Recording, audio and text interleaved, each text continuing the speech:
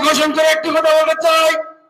নেতা আপনি বলেছিলেন যে নেতার পাশে যুব সমাজ থাকবে, যে নেতার পাশে ছাত্র সমাজ থাকবে, যে নেতার পাশে আম জনতা থাকবে, সেই নেতাকে আপনি টিকিট এবং মনোনয়ন দিবেন আপনি বলেছেন।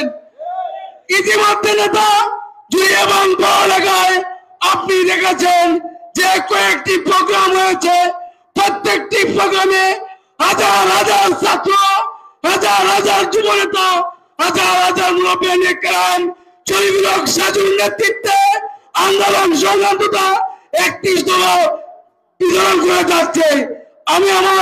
আপনি বলেছেন তৃণমূল নেতা কর্মীর মতামতের ভিত্তিতে আপনি নমিনেশন দিবেন। আমি তৃণমূল স্বেচ্ছাসেবকদের পক্ষ থেকে আমাদের প্রাণের দাবি, আপনি যে নমিনেশন দিচ্ছেন, আপনি যদি এই নমিনেশন শরীফুল হক সাজু ভাইকে দেন, আমরা কথা দিলাম নেতা আমাদের শরীরের শেষ বিন্দু রক্ত দিয়ে হলো এই মৌলভীবাজারে দুই বোর্ডের আসন আপনাকে উপহার দেবো ইনশাআল্লাহ। সংগ্রামী বন্ধুরা আমার, আমি আর একটি কথা বলবো।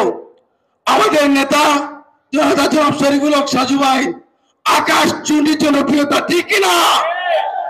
এই আকাশ চুনি জনপ্রিয়তা থেকে কিছু লোক ইতিমধ্যে সঞ্চার করতেছে, গভীর ষড়যন্ত্র করতেছে, ঠিক কিনা?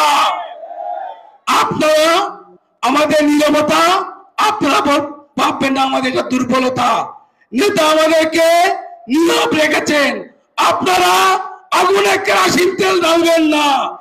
আজকের পর থেকে যদি আমাদের প্রিয় নেতা জনাব শরীফুল হক সাজুর বিরুদ্ধে হিন্দু পরিবার করে যদি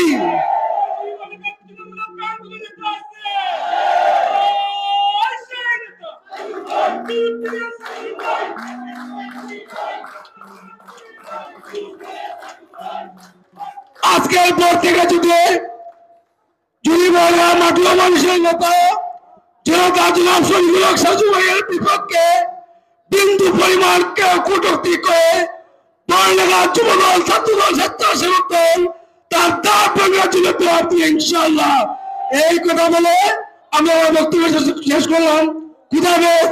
বাংলাদেশ জিন্দাবাদ, বাংলাদেশ জাতীয়তাবাদী স্বেচ্ছাসেবক দল জিন্দাবাদ, শরীফুল হক সাজু ভাই জিন্দাবাদ, জিন্দাবাদ।